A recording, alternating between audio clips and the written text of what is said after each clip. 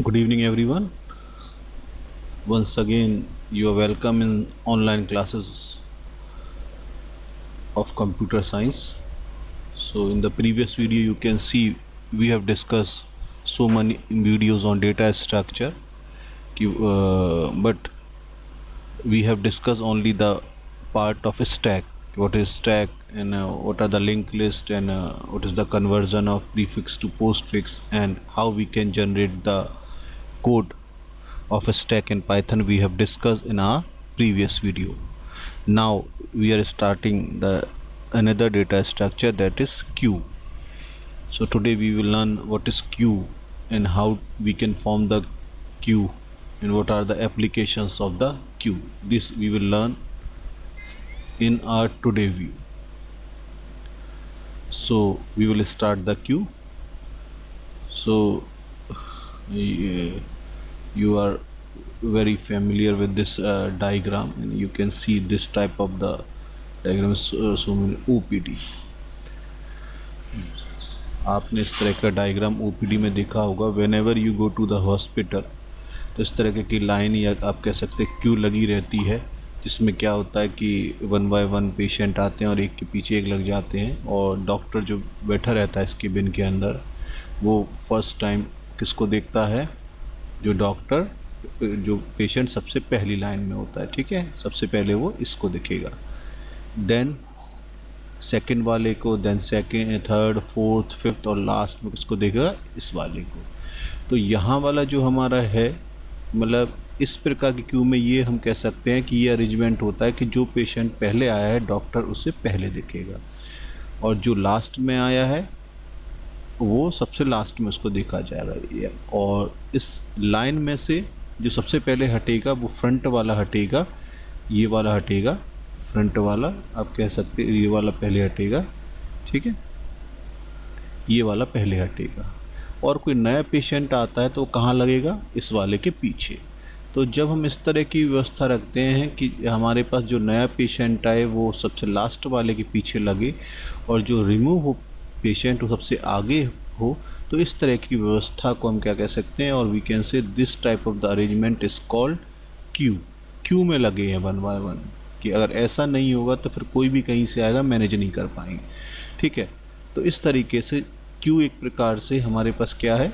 ऐसी व्यवस्था है जिसमें नया पेशेंट आके लास्ट में लगेगा, और जो रिमूव होगा पेशेंट उस क्यू में वो होगा जो पहले आके लगा है, यानी फर्स्ट कम फर्स्ट सर्व, जो पहले आया वो लगेगा कुछ. तो इस तरह की व्यवस्था को हम क्यू कहते हैं.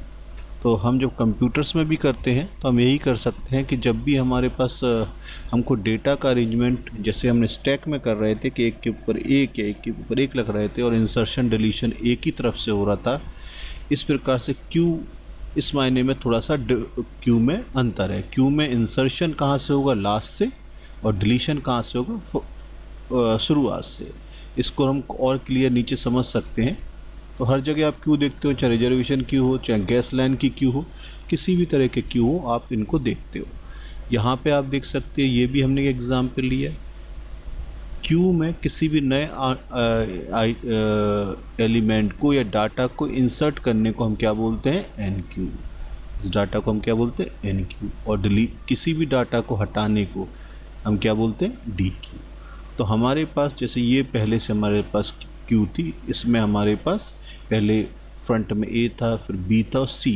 यहाँ पर एंड को हम रियर बोलते हैं, और फ्रंट को क्या बोलते हैं? फ्रंट, या हेड और टेल भी बोल सकते हैं आप. तो नया एलिमेंट आएगा डी, वो कहाँ पे इंसर्ट होगा? सी के पीछे, ठीक है. तो हमारे पास देखिए, जैसे ही सी के पीछे डी लगा तो रियर की जो पोजीशन है वो सी से हट के कहाँ हो गई? डी के ऊपर हो गई. तो यानी रियर क्या हो गया? शिफ्ट हो गया पीछे की तरफ. यानी जब भी कोई नया आइटम होगा, या हम कह सकते हैं क्यू में इंसर्ट होगा, या क्यू एन क्यू होगी, तो उस केस में रियर क्या हो जाएगा?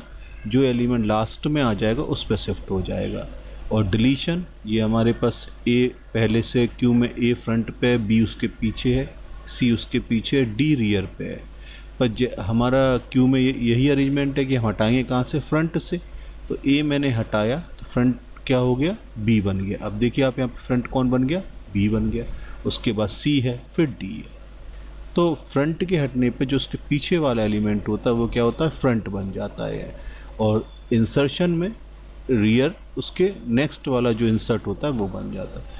तो इस तरीके के अरेंजमेंट या डाटा को हम करते हैं कि एक के पीछे एक लगाते जाते हैं और नया डाटा को पीछे इंसर्ट कर सकते हैं, या फिर कहीं से भी हम इंसर्शन डिलीशन कर रहे हैं। तो इस प्रकार की व्यवस्था को हम क्यू कहते हैं ना। और आगे हम इन क्यू का वेरिएशन भी पढ़ेंगे कि किस क्यू में कहाँ से। वैसे जनरली अभी आप क्यू में यही समझें कि क्यू का मतलब है कि हमारे पास इंसर्शन लास्ट से और deletion from the beginning of the queue, ये दो हैं। और इंसर्शन क्या क्या कहलाएगा, enqueue operation, insertion in the element. चलिए देखते हैं थोड़ा सा आगे। तो एन क्यू मतलब insert an item in queue, and dequeue मतलब डिलीशन इन। अब कुछ टर्म्स हैं क्यू के, ये आप पहले भी क्यू के टर्म्स हैं, ये हम पहले भी देख चुके हैं। यहाँ पर एक फिर से देख लेते हैं। स्टैक में भी यही है और क्यू में भी। देखिए पीक को हम क्या बोलेंगे, स्टैक में यही था टॉप मोस्ट वैल्यू, वहाँ पे स्टैक में टॉप वैल्यू को बोल रहे हैं तो हम पीक।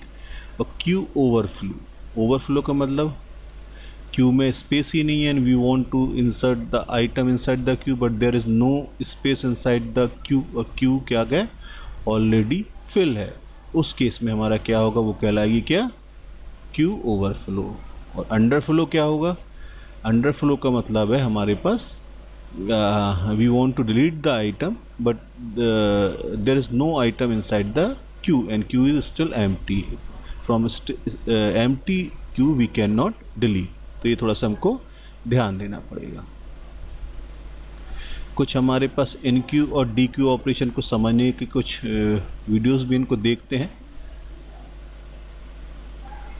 ठीक है।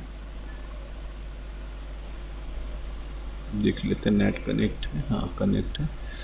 तो ये कुछ विजुअल फॉर्म में भी है, हमको क्यू का जो काम करने का तरीका है वो शायद समझ में आ सकता है। यहाँ से भी आप इसको देख के भी समझ सकते हैं कि क्यू में इंसर्शन डिलीशन कैसा है। ये वेब ब्राउज़र इस फाइल को शायद सपोर्ट नहीं कर रहा है, मैं इसे गूगल क्रोम में खोलता हूँ तो शायद सपोर्ट करे, ठीक है। देखते हैं।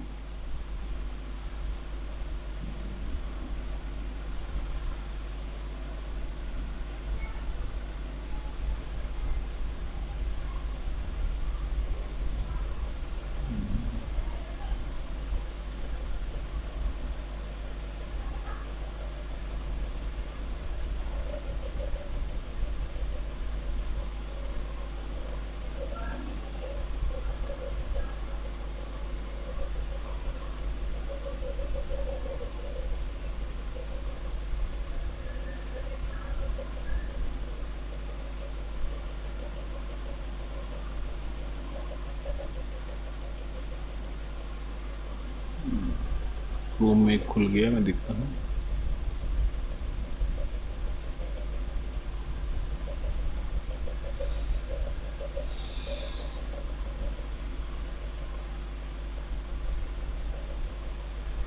ये थोड़ा सा खुल गया है, चलिए कोई बात नहीं। यहाँ पे हमने कंट्रोल वी कर दिया यहाँ पे। अब देखते हैं इसको।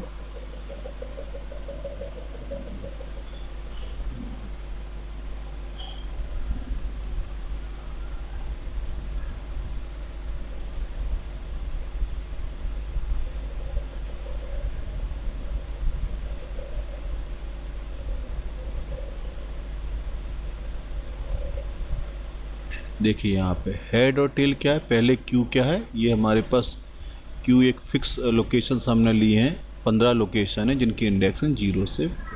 अभी हम यहाँ पे वैल्यू कोई डालते हैं 45, ठीक है। इसको एन क्यू करते हैं तो देखिए 45 इंसर्ट हो गया और हेड की वैल्यू 0 रही और टेल क्या हो गया, 1 हो गया, एक पीछे पहुँच गया, ठीक है। अब हम यहाँ पे 67 करते हैं, एन क्यू करते हैं तो देखिए ये वैल्यू कहाँ इंसर्ट हो रही, टेल 2 हो गया। यानी इस तरीके से हम कह सकते हैं कि हमारे पास वैल्यू क्या हो गया, रियर बढ़ता जा रहा है। हम कोई और वैल्यू इंसर्ट कर लें एन क्यू तो ये वैल्यू उठ के कहाँ पे, रियर की वैल्यू बढ़ती जा रही है और वैल्यू कहाँ इंसर्ट होती जा रही है, पीछे। मैं एक और वैल्यू इंसर्ट कर देता हूँ, ठीक है। इस तरीके से हमारे पास, फिर मैं यहाँ पे कुछ और वैल्यू इंसर्ट कर दूँ, 94 कर दिया मैंने, ठीक है। तो इस तरीके से हमारी वैल्यू क्या होती है, इसमें इंसर्ट होती जाती है। एन क्यू करते जाएंगे तो वैल्यू हमारे पास